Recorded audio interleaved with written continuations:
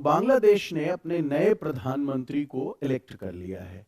इनका नाम है तारिक रहमान और ये खालिदा जिया जो कि बांग्लादेश की प्रधानमंत्री रह चुकी हैं और अभी पिछले दिनों उनकी मृत्यु हुई है, उनके पुत्र हैं। ध्यान रखिएगा 1991 से लेकर अब तक बांग्लादेश में दो ही पॉलिटिकल पार्टीज के बीच में सत्ता का हस्तांतरण हुआ है। एक बांग्लादेश नेशनलिस्ट पार्टी है जो अभी सत्ता में आई है 2/3 बहुमत से, और एक जिसका नेतृत्व शेख हसीना जी कर रही थी, जो अभी तक सत्ता में 2009 से बनी हुई थी। वो भारत में शरण लेकर इस समय रह रही हैं और वहां पर एक जो छात्र आंदोलन हुआ और उसके बाद उनको सत्ता वहां से छोड़कर भाग के आना पड़ा। तो एक पार्टी है आवामी लीग की जो शेख हसीना जी की है, और एक बांग्लादेश नेशनलिस्ट पार्टी है जो खालिदा जिया की है। और ये जो पूरा 1991 से अब तक की स्टोरी है, इसे कहा जाता है बैटल ऑफ द बेगम्स। अब इन दोनों ही लेडी जो प्राइम मिनिस्टर्स रही बांग्लादेश में, दोनों का ही एक हिस्ट्री रही है पॉलिटिक्स में। जो आपकी शेख हसीना जी हैं, उनके पिताजी शेख मुजीबुर रहमान रहे, जिनके समय में बांग्लादेश बना। और जब वो सत्ता में आए तो कुछ ही दिनों के बाद उनका असैसिनेशन एक मिलिट्री कू के द्वारा हो जाता है। तो मिलिट्री के कुछ ऑफिसर्स उनको असैसिनेट करते हैं और बाद में अगले 2 साल के बाद जिस मिलिट्री एक तरह से उस समय के कह लीजिए डिक्टेटर को सत्ता मिलती है, वो हैं जियाउर रहमान। जियाउर रहमान की वाइफ हैं खालिदा जिया। तो ध्यान रखिएगा, दोनों ही जो बैटल ऑफ बेगम्स की मैं बात कर रहा हूं, दोनों का ही पॉलिटिकल कनेक्शन है। एक के पिताजी सत्ता में थे और एक के पति को सत्ता प्राप्त होती है। आज जो प्रधानमंत्री बांग्लादेश ने चुना है वो खालिदा जिया के बेटे हैं, ठीक। और उनका एक स्टेटमेंट आज आता है कि बांग्लादेश में जो नई सरकार होगी वो बांग्लादेश के हित में काम करेगी। तो ये अपने आप में कोई बहुत बड़ी बात नहीं उन्होंने कही है, क्योंकि कोई भी सरकार जिसका चुनाव होगा वो अपने ही देश के लिए काम करेगी। पर ये जो मैसेज दिया है बांग्लादेश के नए प्रधानमंत्री ने, वो संभवतः भारत को दिया है कि प्लीज इस बात को आप समझें कि आवामी लीग और शेख हसीना जी का जो बांग्लादेश में अस्तित्व था वो समाप्त हो चुका है। मैं ऐसा इसलिए कह रहा हूं क्योंकि शेख हसीना जी के बारे में ये बात सबको सर्वविदित है कि उनका झुकाव भारत की ओर रहता है। इस बात की उनकी आलोचना भी होती थी बांग्लादेश में, पर इसके बाद भी रैशनैलिटी को ध्यान में रखते हुए और जियोपॉलिटिकल रियलिटीज को समझते हुए और कुछ हिस्ट्री को ध्यान में रखते हुए, क्योंकि भारत की बड़ी भूमिका थी बांग्लादेश के जन्म में, शेख हसीना जी का लगाव या ये कह लें झुकाव भारत की ओर रहता था। अभी जो सत्ता जिस दल को मिली है उसका ट्रैक रिकॉर्ड इस बात का है कि उनका झुकाव भारत की तुलना में पाकिस्तान की तरफ ही रहा है। चाहे आप इनकी मां के कार्यकाल को देख लें, जो कि 1991 से 1996 और 2001 से लेकर 2006 के बीच में रहा है, या फिर जो इनके पिताजी जो कि मिलिट्री के जनरल रहे, फिर एक तरह से आप समझो कि प्रेसिडेंट हो गए बांग्लादेश के, उनके समय ही बांग्लादेश के कॉन्स्टिट्यूशन में सेकुलरिज्म को हटाकर एक तरह से जो कह लीजिए कि काफी हद तक इस्लामाइजेशन करने का प्रयास किया गया था। So this is a short और brief history of the political story of Bangladesh. अब अभी मैं ये बात क्यों बोल रहा हूं, क्योंकि बांग्लादेश में जो नई सरकार आई है उसके सामने जो सबसे बड़ा चैलेंज आने वाला है वो दिसंबर के बाद आएगा। दिसंबर 2026 को गंगा वाटर ट्रीटी अपने 30 साल के जो पूरा इसका ड्यूरेशन था वो एक्सपायर होने वाला है। 12 ऑफ दिसंबर 1996 हमारे प्रधानमंत्री HD देवेगौड़ा जी और बांग्लादेश की प्राइम मिनिस्टर उस समय शेख हसीना जी थी। 1996 में मार्च तक खालिदा जिया थी, उसके बाद शेख हसीना जी आती हैं, और इनकी सबसे बड़ी अचीवमेंट ही ये थी कि भारत को किसी तरह से इन्होंने इस बात के लिए तैयार कर लिया कि हम गंगा वाटर पर एक प्रॉपर अग्रीमेंट कर लें, गंगा वाटर के शेयरिंग पर। तो इस वीडियो में गंगा वाटर ट्रीटी क्या है और अब हम आगे किस प्रकार बढ़ने वाले हैं, इस पर डिस्कशन होने वाला है। ये ट्रीटी, जैसा मैंने पहले बताया, दो प्रधानमंत्रियों के मध्य 30 साल के लिए की गई थी, और वो 30 साल 2026 में दिसंबर में समाप्त होगा। कल लोकसभा में इस संबंध में एक प्रश्न पूछा गया भारत सरकार से कि क्या आप इस ट्रीटी के रीनेगोशिएशन के बारे में कोई बातचीत स्टार्ट किए हैं कि नहीं। भारत सरकार का जवाब आता है कि अभी तक हम लोगों ने इस ट्रीटी के रीनेगोशिएशन, क्योंकि रिन्यूअल करना पड़ेगा, पर कोई बातचीत बांग्लादेश के साथ नहीं की है, और हम कर भी नहीं सकते थे, क्योंकि पिछले एक से अधिक वर्ष से जो बांग्लादेश के हालात बने हुए हैं, वहां जिस प्रकार का हिंदुओं के प्रति एक तरह से नफरत का पूरा माहौल बनाया हुआ है, और केवल हिंदुओं की बात नहीं है, भारत के प्रति भी जो कट्टरपंथी तत्व हैं वो निरंतर जहर उगल रहे हैं। जो वहाँ के केयर टेकर गवर्नमेंट के हेड थे मोहम्मद यूनुस, उन्होंने खुद ही ये बात चीन में जाकर कही है कि जो नॉर्थ ईस्ट इंडिया है वो बांग्लादेश और चीन के बीच में एक सैंडविच के समान है, और वो लगातार चीन को प्रोवोक कर रहे थे। अगर आप देखें तो हमारे सिलीगुड़ी कॉरिडोर के थोड़ा समीप में लाल मोनिर हाट में उन्होंने चीन का एयरबेस बनाने की बात की। चीन की कंपनी बांग्लादेश में ड्रोन्स बना रही है, एंड इस तरह की गतिविधियां जो भारत को इरिटेट करें लगातार हो रहा है। अखंड बांग्लादेश और ग्रेटर बांग्लादेश की बातें चल रही थी। तो बांग्लादेश के साथ हमारे संबंध पिछले एक से अधिक वर्ष से बिल्कुल भी ठीक नहीं चल रहे थे।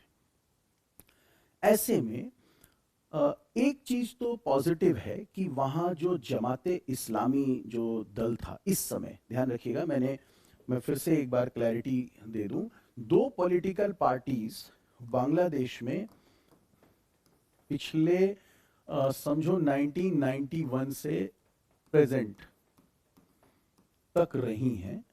एक है बांग्लादेश नेशनलिस्ट पार्टी, इसको दो बार पावर मिली, 1991 में से लेकर 1996, और इनका दूसरा कार्यकाल था 2001 से लेकर 2006 तक।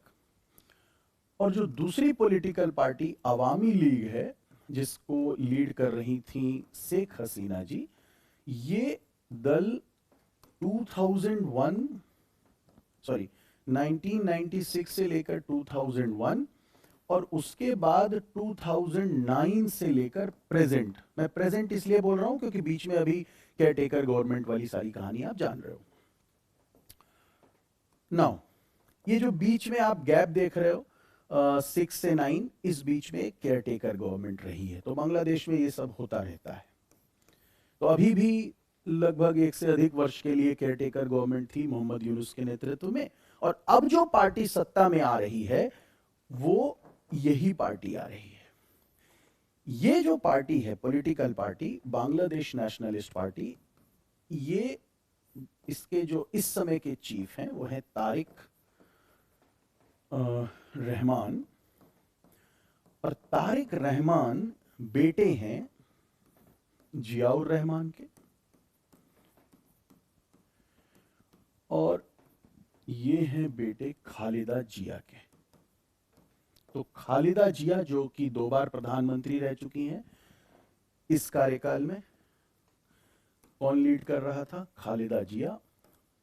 She is the wife of general Zia, और जिसको आप जियाउर रहमान कह रहे हैं।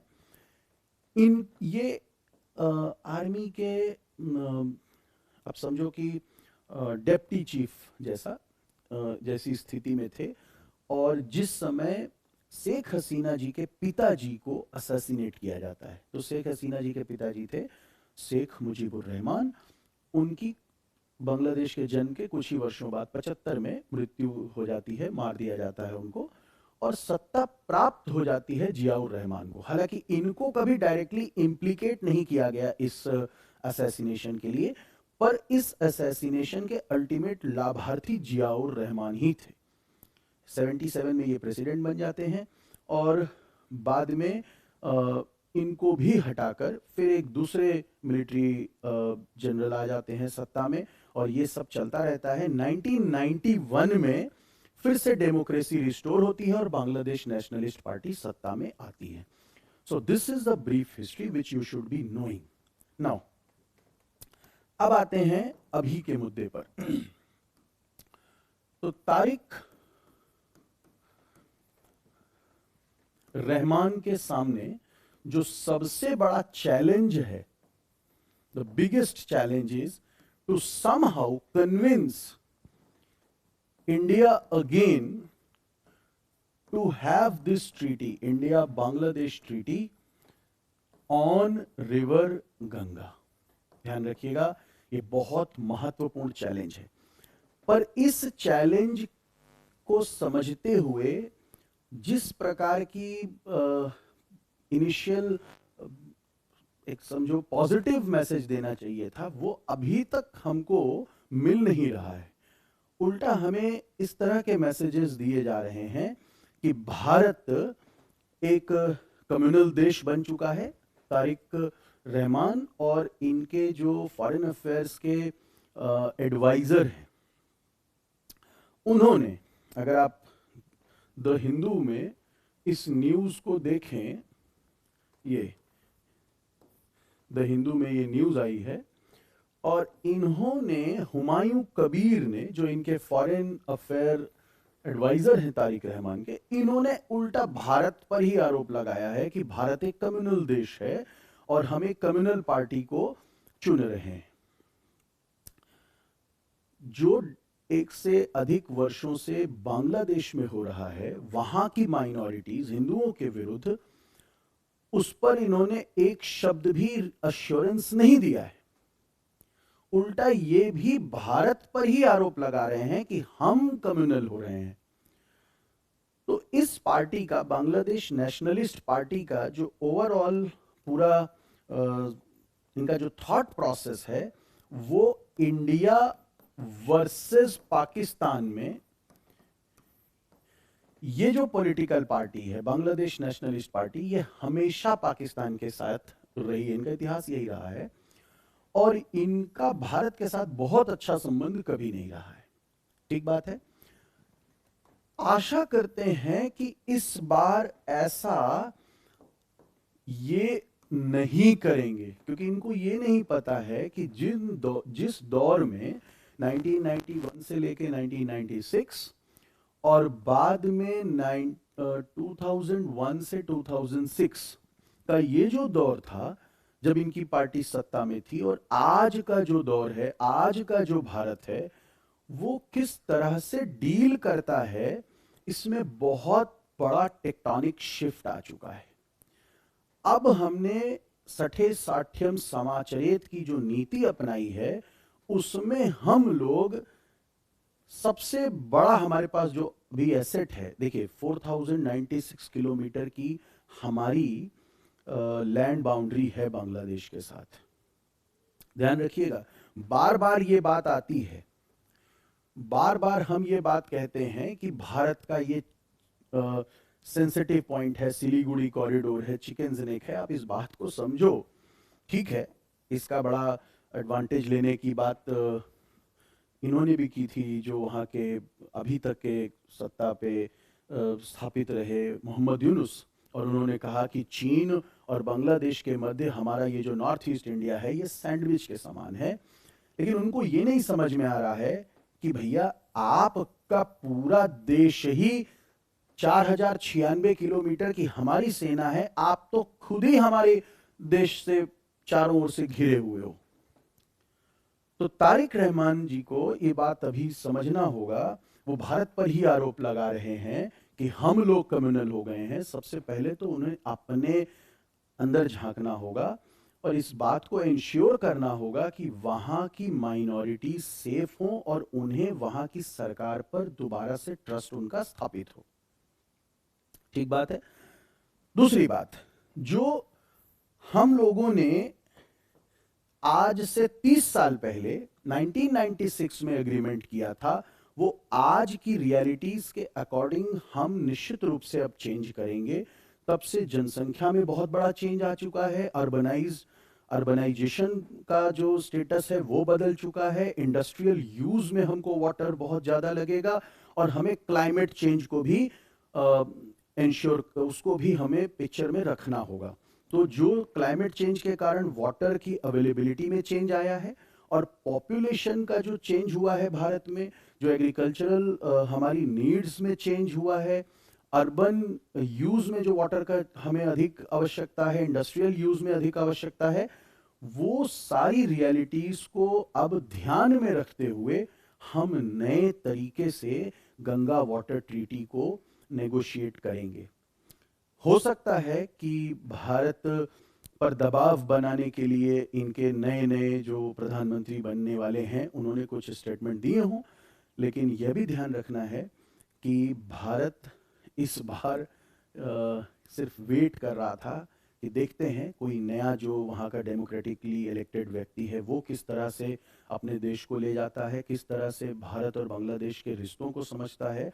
हालांकि इन्होंने कहा यही है कि हमारे लिए सभी हम मल्टीलैटरल टाइज पर बिलीव करते हैं, we our policy will not be centric to one particular country. ये एक्चुअली में मैसेज दे रहे थे अवामी लीग को, क्योंकि ऐसा माना जाता था कि अवामी लीग की जो पूरी अंडरस्टैंड मतलब उनका जो फॉरेन अफेयर्स का पूरा स्टोरी था वो भारत सेंट्रिक था, प्रो इंडिया था। ये भी इन्होंने कहा है कि अवामी लीग और शेख हसीना जी बांग्लादेश से समाप्त हो चुकी हैं, और अब नए बांग्लादेश के साथ भारत को डील करना होगा। तो देखते हैं, मिक्स टाइप का मैसेज है, कैसे क्या होता है। हमारे पास ये चाबी है जिसका हम यूज कर सकते हैं, और गंगा पर जो हम लोगों ने एक जेनरस ट्रीटी की है, याद रखिएगा, हालांकि जिस तरह की ट्रीटी हमने पाकिस्तान के साथ की है वैसी तो जेनरोसिटी नहीं दिखती है यहाँ, लेकिन गंगा वाटर को हम लगभग 50-50% शेयर करते हैं, ठीक है। और लीन पीरियड में, ये लीन पीरियड से मतलब है कि आप समझो कि जनवरी से लेके मई तक के समय में जब गंगा में पानी कम हो जाता है, तो इस ट्रीटी का जो सार है वो ये है कि लगभग आधा आधा जल दोनों देशों को मिल जाएगा। कहां से डिवीजन होगा इसको भी यहीं पे समझा देता हूं।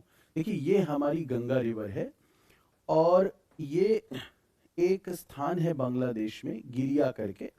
यहाँ पर आप ऐसे समझो कि यहाँ से हमारी गंगा दो पार्ट में डिवाइड हो जाती है, एक बांग्लादेश में जाती है जिसको पद्मा कहते हैं, और ये आपकी भगीरथी है, भगीरथी है। इसी भगीरथी को आगे हुगली कहा जाता है, कोलकाता में तो हुगली ही शब्द चलता है।